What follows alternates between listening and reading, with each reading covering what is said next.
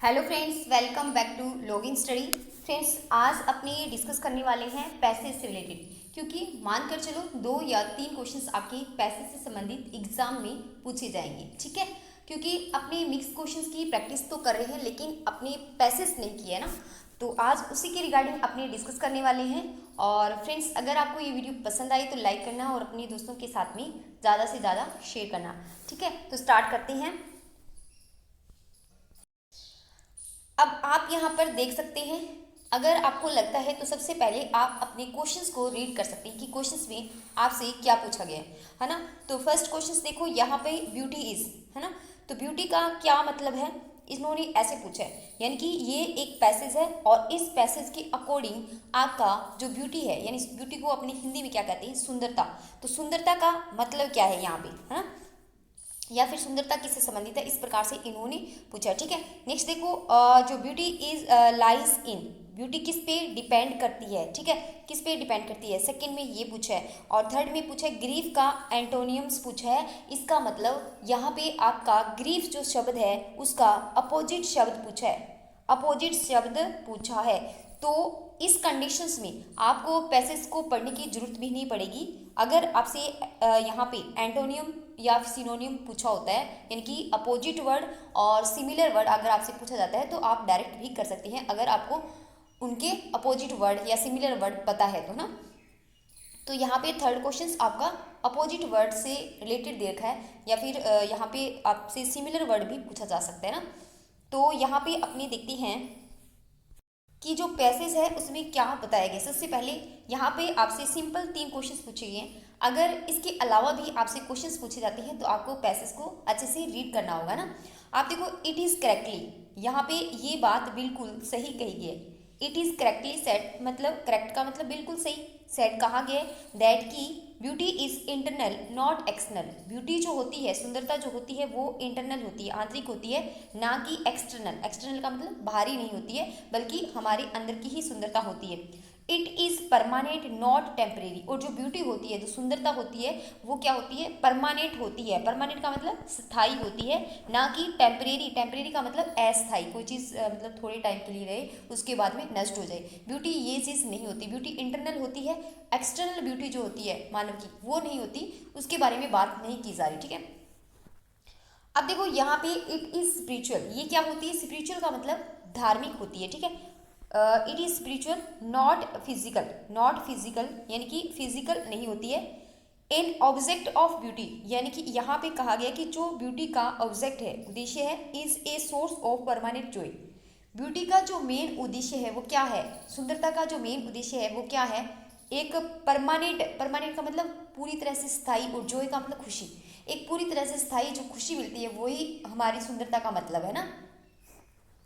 Next देखो, यहाँ पे आपको it may be any object of beauty from tiny flower, यानी कि जो ब्यूटी है वो कहाँ से भी हो सकती है, कैसे भी हो सकती है। ये एक टाइनी का मतलब, टाइनी का मतलब होता है बिल्कुल जो छोटे छोटे छोटे फूल होते हैं ना, छोटी चीज़ों को अपने टाइनी कहते हैं। और यहाँ पे बात की इसकी की है फ्लोवर्स की ना, flowers and to the music of sleeper, music of shipper, यानी कि सीपर का मतलब जो छोटे छोटे फूल होते हैं उनको वाहक कहा गया है यहाँ पे। किसका, ब्यूटी का, सुंदरता का वाहक कहा गया। शिपर का मतलब होता है किसी चीज़ का वाहक होना, है ना। अब देखो next, but it gives Joy, परंतु ये क्या देती है, हमें खुशी देती है। बट परंतु इट गिव्स देना, joy to every human hearts, प्रत्येक जो मानव का जो हृदय होता है उसको क्या देती है, ये चीज़ें खुशी देती है ना। दी यहाँ पे pretty face of A median, यहाँ पे मेडियन का जो मतलब होता है वो ये भी हो सकता है, अविवाहित भी हो सकता है, अविवाहित, है ना, अविवाहित भी हो सकता है। सेकंड यहाँ पे हो सकता है प्रथम। तो यानी कि इन्होंने बोला है कि जो सुंदर फेस होता है, प्रीटी मतलब क्यूट सा फेस होता है, ऑफ ए मेडियन, है ना, एक मेडियन का, दी स्वीट, स्वीट स्माइल्स, किसकी, चाइल्ड की, बच्चे की जो बहुत ही अच्छी सी स्माइल जो होती है। The different colour of rainbow, और जो रेनबो बनता है ना, रेनबो बनता है उसके जो डिफरेंट डिफरेंट सात सात जो अलग अलग डिफरेंट डिफरेंट मतलब अलग अलग जो कलर होते हैं, रंग होते हैं, किसके, रेनबो के। The blossom of spring, spring का जो आना होता है ना वो, और द सॉन्ग ऑफ बर्ड्स, जो पक्षी जो गाना गाते हैं, पक्षी जो बोलते हैं, चहचहाते हैं ना, उसके बारे में बात की गई है। तो ये सारी चीज़ें क्या होती है, एक ब्यूटी है, एक सुंदरता है। एंड यहाँ पे आ गया आपका ममरिंग, जो यहाँ पे ममरिंग म्यूजिक ऑफ रिवर्स, जो झरने होते हैं, नदियाँ होती है, उनकी जो साउंड आती है अलग सी, उनके पानी की जो साउंड आती है वो भी हमें एक खुशी अंदर से देती है। And the sportive glee of fountain have the power of charm every human's heart, यानी कि इन्होंने बोला कि जो झरने होते हैं वो भी ह्यूमंस के हार्ट को, उनके जो हृदय होता है उसको भी खुशी एक प्रकार से देते हैं। ग्ली का मतलब यहाँ पे क्या हो जाएगा, इस वर्ड का मतलब भी खुशी देना होता है ना। इसका मतलब यहाँ पे इन्होंने क्या मेन फोकस किया है, ब्यूटी पे, सुंदरता पे फोकस किया है ना। हर बात में ये सुंदरता की बात करें, इसका मतलब ये पैसेज जो है ब्यूटी से संबंधित है। Equally powerful is the appeal, appeal का मतलब किसी से प्रार्थना करना, ऑफ वर्क ऑफ आर्ट्स, जो कार्य करने की जो कला है, बी इट ए पेंटिंग, कोई भी पेंटिंग हो सकती है, जैसे कोई चित्रकारी कर रहा है ना तो वो भी हो सकती है। ए वर्क ऑफ यहाँ पे आपका देखा है स्कल्पचर है ना, इस वर्ड का मतलब होता है जो मूर्तिकार होता है ना, मूर्तिकार मूर्ति बनाने वाला होता है उसको अपने स्कल्पचर बोलते हैं। उसी प्रकार से जो आर्किटेक्चर होते हैं, जो भवन का निर्माण करते हैं, उनको अपने आर्किटेक्चर कहते हैं। And a song A dance performance, कोई भी डांस परफॉर्मेंस होती है, म्यूजिक कॉन्सर्ट हो सकता है, कोई म्यूजिक कार्यक्रम हो सकता है, उसके बारे में बात की जा रही है ना। तो इन्होंने कहा ये सारी चीज़ें भी हमें इक्वली जो है एक खुशी अंदर से देती है, ये सारी चीज़ें जो नॉर्मली ह्यूमंस का नेचर जो होता है इसमें।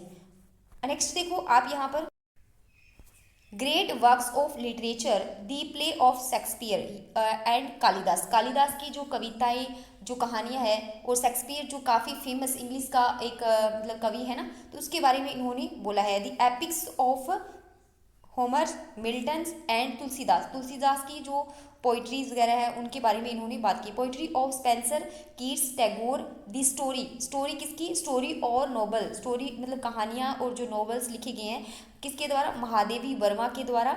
एंड डेकेंस जो है ये भी एक राइटर है, ठीक है। प्रेमचंद, मुंशी प्रेमचंद जो है उनके बारे में।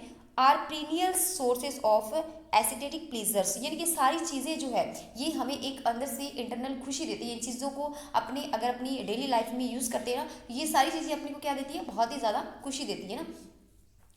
तो इसी चीज़ की रिगार्डिंग ये पैसेज रहा है। अब अपने इसके क्वेश्चंस जो है वो सोल्व करते हैं। क्वेश्चंस को अपने को किस प्रकार से सोल्व करना है उसके रिगार्डिंग अपने डिस्कस करने वाले हैं, ठीक है। अब आप यहाँ पे एक वर्ड देखो, ये प्रीनियल्स ना, ये जो वर्ड है ना, ये वन वर्ड के अंदर भी बहुत बार पूछा गया आपके एग्जाम में। इसका मतलब होता है कोई चीज़ चिरस्थायी, यानी कि जो है अपने इसको कह सकते हैं यहाँ पे कोई चीज़ हमेशा के लिए रही है, उस प्रकार से अपने इसको कह सकते हैं, ठीक है। फर्स्ट क्वेश्चन है ब्यूटी इज, तो सभी स्टूडेंट इस क्वेश्चन का आंसर बताओ, जो अपने पैसेज पढ़ा है इस क्वेश्चन का आंसर बताओ।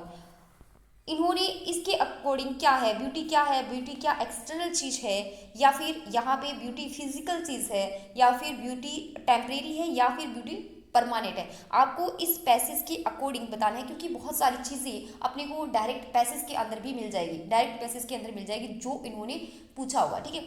अब इन्होंने ब्यूटी के बारे में पूछा है, तो अपने यहाँ पर देखो फर्स्ट लाइन आप देख सकती हो, है ना, it is correctly said. First line में आपको क्या देखा है, इट इज़ करेक्टली सेड, यानी कि ये बात बिल्कुल सही कही है। दैट की क्या, कि जो सुंदरता है इज इंटरनल, आंतरिक है, नॉट एक्सटर्नल, एक्सटर्नल नहीं है, इंटरनल है, ठीक है। It is permanent not temporary, ये क्या है, परमानेंट है, ये टेम्परेरी नहीं है, ये क्या नहीं है, टेम्परेरी नहीं है, बल्कि क्या है, परमानेंट है, ठीक है। और इसका मतलब यहाँ पे ये इंटरनल है, एक्सटर्नल नहीं है, इसका मतलब ये ऑप्शंस तो यहाँ से कैंसिल हो गया। अब देखो यहाँ पे वापस देखो, it is permanent, it is permanent, ये परमानेंट है, ये टेम्परेरी नहीं है, तो टेम्परेरी नहीं है, एक्सटर्नल नहीं है। अब बची हुई आपके पास दो ऑप्शंस है ना, it is spiritual not physical, ये फिजिकल भी नहीं है, तो इसका मतलब आपका जो करेक्ट आंसर होगा वो कौन सा होगा, परमानेंट इसका करेक्ट आंसर होगा ना। तो इस प्रकार से आप यहाँ पे पैसेज से भी क्वेश्चंस को हैंडल कर सकती हैं, ठीक है। नेक्स्ट देखो आप यहाँ पे क्वेश्चन है आपका, जो ब्यूटी है, जो सुंदरता है वो किस पे डिपेंड करती है। इन्होंने लाइज ऑन का मतलब क्या होगा, यहाँ पे लाइज इन का मतलब होगा यहाँ पे किस पे आपकी डिपेंड करती है सुंदरता, ठीक है। देखो यहाँ पे ये जो पैसेज दे रखा है आपका, पैसेज के अंदर ये जो लाइन दे रखी है, दी प्रीटी फेस ऑफ मेडियन, यानी कि जो मेडियन होती है उसके जो क्यूट सा जो फेस होता है उसके बारे में। The sweet smile of child, child की स्वीट स्माइल के बारे में, तो यानी कि ऑप्शन नंबर सेकंड देखो the sweet smile of a child, और फर्स्ट ऑप्शन से देखो the pretty face of maidens, एक मेडियंस का जो क्यूट सा फेस होता है, the different colour of rainbow, the different colour of rainbow, यानी कि ये सारे ऑप्शंस यहाँ पे बिल्कुल सही है। ब्यूटी इन सभी पे, इन सभी के अंदर लाइज करती है, इन सभी पे डिपेंड करती है, इन सभी पे निर्भर करती है ना, जो सुंदरता होती है उसके बारे में बताया गया है। और सुंदरता क्या है, हमारी सुंदरता इंटरनल है ना कि हमारी एक्सटर्नल है ना। अब नेक्स्ट देखो यहाँ पे थर्ड आपका जो क्वेश्चन है ग्रीफ का इसी में से दे रखा है, वैसे तो ये वर्ड जो है ना पैसेज के अंदर से दे रखा है, अगर आपको डायरेक्ट ही पता है ना तो आप डायरेक्ट भी इस क्वेश्चन को कर सकते हो। जैसे कि यहाँ पे ग्रीफ जो शब्द होता है, ग्रीफ का मतलब होता है किसी चीज़ का खेद होना, किसी चीज़ का दुख होना, किसी चीज़ का दुख होना या फिर किसी चीज़ का खेद होना ना, इस प्रकार से नेगेटिव वर्ड है ये एक प्रकार से। इसका मतलब इसका हमें एंटोनियम चाहिए, इसका मतलब हमें इसका अपोजिट वर्ड चाहिए। हमें क्या चाहिए, हमें इसका अपोजिट वर्ड चाहिए ना। अब आपको इनमें से चूज करना है। वैसे तो दुख का अपोजिट क्या होगा, किसी चीज़ की खुशी होना, किसी चीज़ की खुशी होना, इसका मतलब इसका जो करेक्ट आंसर हो जाएगा, सोर्स तो वैसे नहीं होगा, हार्ट हृदय से संबंधित है ये वैसे नहीं होगा, पावरफुल कोई चीज़ ताकतवर है उसके बारे में बात की जा रही है, तो यहाँ पे आपका जो करेक्ट आंसर है वो क्या हो जाएगा, थर्ड नंबर ऑप्शन हो जाएगा, जो ए का मतलब क्या हो जाएगा, खुशी हो जाएगा। तो इस प्रकार से आप मानकर चलो आपका जो पैसेज दिया होगा उसके अंदर आपको टॉपिक जो है जिस प्रकार से दे रखे होंगे, आपको हो सकता है उस पैसेज के अंदर ही आपको उन क्वेश्चंस का मतलब डायरेक्ट ही मिल जाए, जिस प्रकार से अपनी इस पैसेज को रीड कर रहे हैं ना। और बाकी यहाँ पे एक या दो क्वेश्चंस आपके एंटोनियम और सिनोनियम से रिलेटेड भी रहेंगे, ठीक है, वन वर्ड से रिलेटेड भी पूछे जा सकते हैं, इसके अंदर वन वर्ड लिखकर आपसे पूछा जा सकता है। अगर आपको डायरेक्ट वन वर्ड का मतलब पता है तो आप डायरेक्ट बिना पैसेज के भी उस क्वेश्चन को सॉल्व कर सकते हो, ठीक है। जैसे कि अपने लास्ट जो थर्ड नंबर क्वेश्चन है इसमें अपोजिट वर्ड हमें पता था, हमने डायरेक्ट इस क्वेश्चन को सॉल्व किया ना।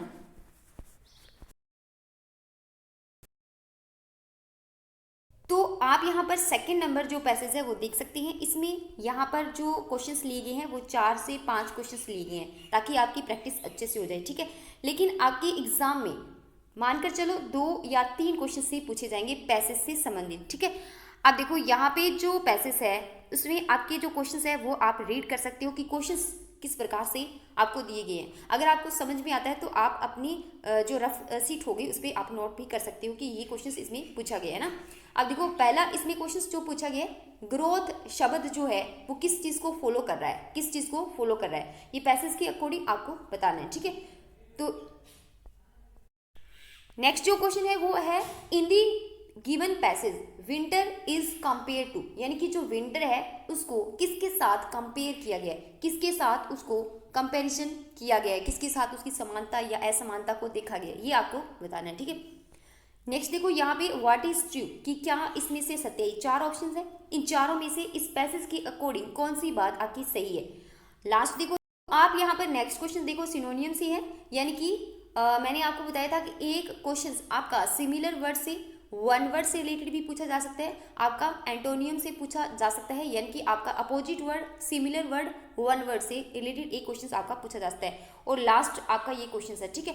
अब अपने सबसे पहले यहाँ पर जो है पैसेज को रीड करते हैं, कि पैसेज को समझने की कोशिश करते हैं कि पैसेज के अंदर क्या दिया गया है ना। तो आप यहाँ पर देखो there is always a regular cyclic order in nature, यानी जो प्रकृति है, प्रकृति के अंदर क्या चीज़ है, एक नॉर्मल साइक्लिक ऑर्डर रहता है, एक सर्किल जो है वो चलता है नेचर के अंदर, प्रकृति के अंदर, ठीक है। वो किस प्रकार से, जैसे कि आप देख सकते हो सनराइज सनसेट है ना, सन का उदय होना और सन का जो मतलब अस्त होना, इस प्रकार से, ठीक है। डे एंड नाइट, दिन और रात्रि, विंटर और समर, विंटर और समर, सर्दी और गर्मी, ऑटम एंड स्प्रिंग, और यहाँ पे ग्रोथ एंड डिके, यानी कि जो हमारी किसी चीज़ में वृद्धि और किसी चीज़ में कमी है ना, इस प्रकार से रेगुलरली फॉलो ईच अदर, ये सारी चीज़ें एक दूसरे को फॉलो करती है या एक दूसरे का पीछा करती है। फॉलो का मतलब यहाँ पे पीछा करना भी हो सकता है, एक दूसरे का अनुसरण करना भी हो सकता है ना, लेकिन ये सारी चीज़ें इस प्रकार से एक साइकिल के अंदर चलती रहती है, एक चक्कर इनका चलता रहता है, पहले सर्दी फिर गर्मी फिर सर्दी, इस प्रकार से एक सर्किल जो है चलता रहता है ना। बात करिए तो जैसे सुख दुख, इस प्रकार से इन्होंने ये चीज़ जो है फोकस करने की कोशिश की है ना। So there is a regular cyclic order in human's life and fortunes, यानी कि इन्होंने बोला है कि इसी प्रकार से जैसे प्रकृति में जो चीज़ होती है, जो प्रकृति का नेचर है, उसी प्रकार से जो मनुष्य का जीवन होता है ना, मनुष्य की जो लाइफ होती है और जो मनुष्य का जो भाग्य होता है, उसमें भी इस प्रकार के उतार चढ़ाव या एक सर्किल जो है वो चलता रहता है, एक रेगुलर जो चक्कर है वो चलता रहता है। ठीक है, अब नेक्स्ट देखो किस प्रकार से चलता है मनुष्य के जीवन में। मनुष्य के जीवन में कभी तो बहुत ज़्यादा जॉय होता है, जॉय का मतलब क्या होगा, खुशी होती है ना, और कभी कभी सोरो यानी कि दुख होता है उसके जीवन में। कभी कभी उसके जीवन में इतना अच्छी उसकी लाइफ में वृद्धि हो जाती है, राइज हो जाता है, और कभी कभी उसकी लाइफ में फॉल होता है, यानी कि बहुत ही ज़्यादा उसकी लाइफ में कमी आ जाती है किसी चीज़ की, तो इस प्रकार से। और अगर अपनी बात करें तो कभी कभी उसे सक्सेस यानी कि उसे जीत मिलती है किसी काम में, किसी काम में वो सक्सेस हो जाता है, लेकिन कभी कभी उसे फेलियर का सामना भी करना पड़ता है, असफलताओं का सामना भी उसे करना पड़ता है। इसका कहने का मतलब हर बार उसे सफलता ही नहीं मिलती है, बल्कि उसे असफलता का सामना भी करना पड़ता है। उसकी लाइफ में ये एक चक्कर है, अगर आपको एक सफलता मिली है तो उसके बाद में हो सकता है आपको नेक्स्ट असफलता भी मिल सके ना, तो आपको असफलता का भी सामना करना पड़ सकता है और सफलता आपको मिल सकती है। इस प्रकार से इन्होंने बताया। हो सकता है आपका भाग्य, फॉर्चून जो है आपका भाग्य है, और हो सकता है आपका जो भाग्य है वो काम नहीं कर रहा हो। तो इन्होंने यहाँ पे बताया कि हो सकता है आपका फॉर्चून काम कर रहा हो सकता है आपका मिस फॉर्चून हो। इस प्रकार से मनुष्य की लाइफ में भाग्य और दुर्भाग्य दोनों चीज़ें भी एक साथ चलती है, और उसी प्रकार से मनुष्य का जन्म और जो मृत्यु होती है, यानी कि जन्म के बाद में मृत्यु जो है वो एक सत्य है, और मृत्यु होना निश्चित है हर मनुष्य की। तो ये एक पीरियड है, सक्सेसफुली फॉलो ईच अदर। ये सारी चीज़ें एक दूसरे को मनुष्य के जीवन में भी फॉलो करती है, जैसे प्रकृति के साथ में इन्होंने कंपेयर किया है। ये चीज़ आपको समझ में आई होगी। इन्होंने इस पैसेज में क्या किया, जो हमारी प्रकृति में जो चीज़ें होती है उसी चीज़ को मनुष्य के जीवन के साथ में कोरिलेट कर दिया, उस चीज़ को मनुष्य के जीवन के साथ में कंपैरिजन करवा दिया ना, ये चीज़। ठीक है, अब देखो यहाँ पे there can not be a permanent spring. यहाँ पे ऐसा नहीं है कि परमानेंट यानी कि ऑल टाइम एक ही चीज़ चलती रहे लाइफ में। सो इन लाइफ यानी कि जो हमारी लाइफ है, there can not be permanent period of fortune. ऐसा नहीं है कि हमारा भाग्य हर बार ही काम करता रहे, ये हमारी लाइफ में ऐसा परमानेंट तो नहीं है। कई बार होगा कि हमारा भाग्य काम कर रहा होगा, कई बार ऐसा होगा कि हमारा भाग्य काम नहीं कर रहा होगा ना।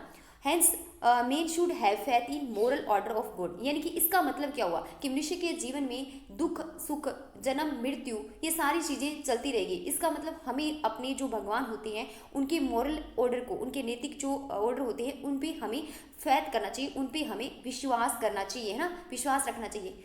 अब देखो यहाँ पे यहाँ पे अगर अपनी बात करें नो पीरियड। नेक्स्ट देखो आप यहाँ पर no period of depressions and misfortunes, of failure and frustrations, of sorrow and suffering can ever be a permanent phase of life. यानी कि इन्होंने बोला है कि ये जो चीज़ें होती है, जो लाइफ में असफलताएं आती है, डिप्रेशंस रहता है, किसी चीज़ का दुख रहता है, सफरिंग का मतलब दुख, सोरो का मतलब ही दुख होता है। ठीक है, किसी चीज़ की असफलताएं, फेलियर, किसी चीज़ की असफलताएं जो होती है ये हमारी लाइफ के परमानेंट फेज नहीं होते, है ना, परमानेंट फेज नहीं होते। लेकिन ये हमारी लाइफ में क्यों आते हैं, क्या रीज़न रहता है इनके पीछे। This embodies philosophy of sterling faith hope and optimism, है ना। ये सारी चीज़ें हमारे अंदर भगवान के प्रति जो आस्था है, जो विश्वास है, जो आशा है वो क्रिएट करती है ना। तो ये सारा पैसेज के अकॉर्डिंग यहाँ पे इस पैसेज से आपको भी अपनी लाइफ में एक चीज़ जो है, एक लेसन जो है सीखने को मिलता है। ये पैसेज तो बहुत ही अच्छा है ना, ह्यूमंस लाइफ से कनेक्टेड ये पैसेज है। अब आप यहाँ पर देखो यहाँ पे क्वेश्चन है ग्रोथ फॉलोज, यानी कि यहाँ पे आपको पैसेज के अकॉर्डिंग भी अगर आपको ये क्वेश्चन का आंसर मिलता है तो आप इसके अकॉर्डिंग भी आप देख सकते हो। इन्होंने क्या बोला है कि ग्रोथ जो है यानी जो वृद्धि है वो किसके पीछे आती है, किसका फॉलो करती है, किसका अनुसरण करता है। तो इन्होंने यही बोला है ना कि लाइफ हमेशा एक पर्टिकुलर पार्ट तो रहता नहीं, है ना। तो आपको इस क्वेश्चन का आंसर बताना है कि अगर हमारे जीवन में वृद्धि है तो उसके बाद में क्या हो सकता है, लाइफ में किस चीज़ का अनुसरण हो सकता है ना।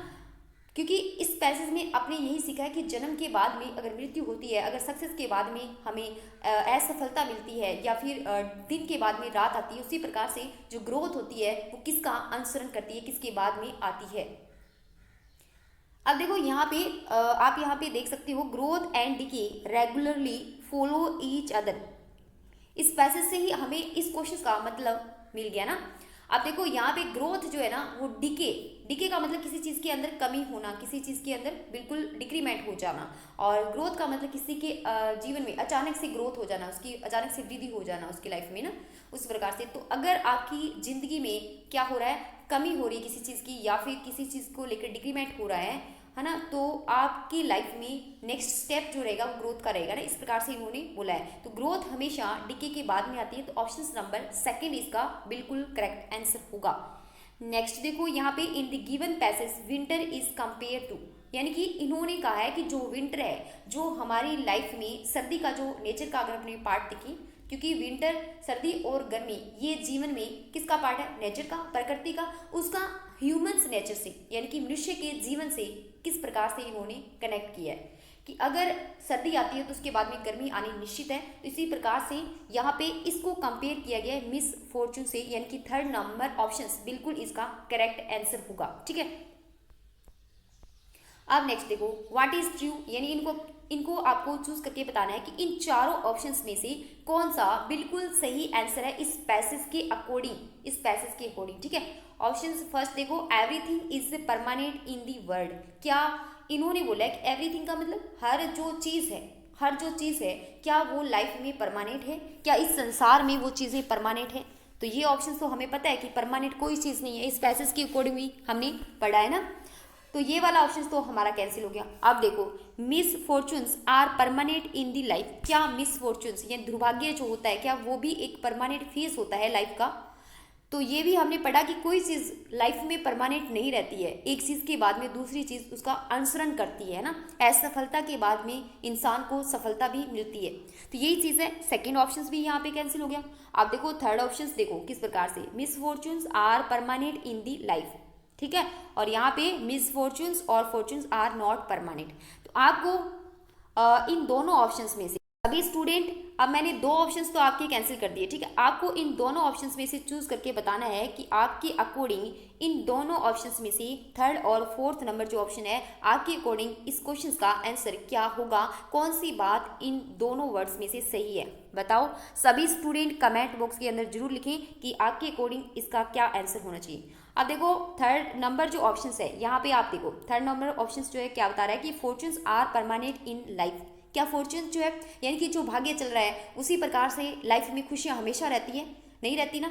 तो ये वाला ऑप्शन तो आपका कैंसिल हुआ। अब बचा हुआ एक ऑप्शन है वो है फोर्थ नंबर, इसका मतलब फोर्थ नंबर ऑप्शन हमारा सही है। और इन्होंने ये भी कहा है कि जो मिस फॉर्चून्स और जो फॉर्चून है वो हमेशा परमानेंट नहीं रहती है लाइफ में ना, तो ये बिल्कुल आपका करेक्ट आंसर हो जाएगा। अब देखो यहाँ पे आपसे क्वेश्चन पूछा गया है, नेक्स्ट क्वेश्चन है एक्सीलेंट जो वर्ड है इसका आपको सिमिलर वर्ड बताना है, सिनोनियम बताना है कि क्या होगा, है ना। तो इसका जो करेक्ट आंसर है वो आप सभी स्टूडेंट बताओ कि आपके अकॉर्डिंग क्या इसका आंसर होना चाहिए। ठीक है, क्या इसका आंसर होना चाहिए एक्सीलेंट वर्ड का। यहाँ पे इस क्वेश्चन को अगर अपने देखें तो यहाँ पे आप ऑप्शंस देखो, स्टर्लिंग, होप, ऑप्टिमिज्म, सोरो, है ना। आप देखो मैं आपको यहाँ पे एक चीज बताती हूँ कि यहाँ पे सोरो नहीं होगा, एक्सीलेंट जो होती है उस चीज़ का सोरो से कोई रिलेशंस नहीं होता। सोरो जो होता है वो क्या होता है, दुख होता है किसी चीज़ का ना। उसी प्रकार से ऑप्टिमिज्म और होप अगर अपने देखना चाहिए तो ये दोनों वर्ड जो है आपस में एक ही मीनिंग रखती हैं, इसका मतलब ये दोनों वर्ड एक मीनिंग रखती हैं, तो ये दोनों ऑप्शन तो हो नहीं सकते। इसका मतलब जो लास्ट में बचा हुआ आपका ऑप्शन कौन सा है, फर्स्ट नंबर ऑप्शन है, यही हो सकता है ना, यही हो सकता है। और पॉसिबिलिटी इसी की ज़्यादा है, क्योंकि अगर अपने इन दोनों में से एक चूज करते हैं तो दोनों ही इसका करेक्ट आंसर हो सकता है। बाकी अगर अपने इसका मीनिंग भी देखें ना तो होप का मतलब होता है आशा, और ऑप्टिमिज्म का मतलब भी क्या होता है, किसी चीज़ से आशा रखना। तो यहाँ पे एक्सीलेंट वर्ड का मतलब आशा नहीं होगा। स्टिलिंग वर्ड जो है इसका मतलब होता है कोई चीज़ वास्तविक है, रियल है, एक्सीलेंट है बिल्कुल ना, इस चीज़ से। तो यहाँ पे स्टिलिंग वर्ड जो है इसका करेक्ट आंसर होगा। ठीक है, आप इस वर्ड को यहाँ पे देखना चाहो तो ये देख सकते हो, यहाँ पे इस प्रकार से इन्होंने philosophy of Stilling faith, hope and optimism, इस प्रकार से इन्होंने यहाँ पे ये क्वेश्चंस में दे भी रखा है। ठीक है, नेक्स्ट क्वेश्चंस का आंसर आपको बताना है, क्योंकि आपने पैसेज बहुत ही अच्छे से रीड भी किया है। आपको बताना है can ever be a permanent phase of life, इनमें से क्या चीज हो सकती है जो एक परमानेंट फेज ऑफ लाइफ है। फर्स्ट ऑप्शन है देखो, a period of failure and frustration, a period of depression और मिसफॉर्चून्स, या फिर इनका ऑल ऑफ अबव, यानी कि फोर्थ नंबर ऑप्शन होगा। तो यहाँ पे आपको करेक्ट आंसर बताना है। ये पैसेज में ये लाइन भी डायरेक्ट ही दे रखी थी, ये डायरेक्ट ही आपकी पैसेज के अंदर भी लाइन दे रखी थी। तो बताओ सभी स्टूडेंट, जो लास्ट क्वेश्चन है इसका करेक्ट आंसर आपके अकॉर्डिंग क्या होना चाहिए। आपको पैसेज के अंदर एक चीज़ है ध्यान देनी है कि आपको क्वेश्चंस को और आंसर को ध्यान से रीड करना है कि क्वेश्चंस में क्या पूछा गया है, क्योंकि जल्दबाजी के अंदर पैसेज में मिस्टेक होने के चांसेस बढ़ जाएंगे। ठीक है, आपको आराम से क्वेश्चंस को सोल्व करना है। अब देखो यहाँ पे आपको ध्यान देना है, आपको यहाँ पे क्या ध्यान देना है कि जो चीज़ें परमानेंट है, क्या चीज़ें हैं लाइफ में, डिप्रेशन और मिसफॉर्चून है क्या, नहीं है ना, तो ये वाला ऑप्शन कैंसिल हो गया। अब ए पीरियड ऑफ फेलियर और फ्रस्ट्रेशन, यानी कि जो असफलताएं हैं या फिर लाइफ में जो फ्रस्ट्रेशन चलती है तो वो कंटिन्यू रहती है क्या, नहीं रहती ना, तो ये ऑप्शंस भी हमारा कैंसिल हो गया। अब बचे हुए ऑल ऑफ अबव तो वैसे नहीं है, तो ऑप्शन हमारा कौन सा रह गया, थर्ड नंबर ऑप्शन हमारा करेक्ट आंसर होगा। इन्होंने क्या कहा है कि no period of failure and frustration can ever be permanent phase of life. अब मैं आपको ये वाला क्वेश्चन और यहाँ पे बताती हूँ कहाँ पे ये वाला क्वेश्चन देखा है। नो पीरियड ऑफ डिप्रेशन और फेलियर, फ्रस्ट्रेशन, सोरो, suffering can ever be permanent phase of life, यानी कि ये क्वेश्चंस भी आपका पैसेज के अंदर आपको अच्छे से दिया हुआ है ना। तो आपको क्या करना है, पैसेज को भी अच्छे से रीड करना है, क्वेश्चंस को अच्छे से रीड करना है कि क्वेश्चंस में आपसे क्या पूछा गया है ना। तो फ्रेंड्स, अगर आपको ये वीडियो पसंद आए तो लाइक करना और अपने दोस्तों के साथ में शेयर करना, ठीक है।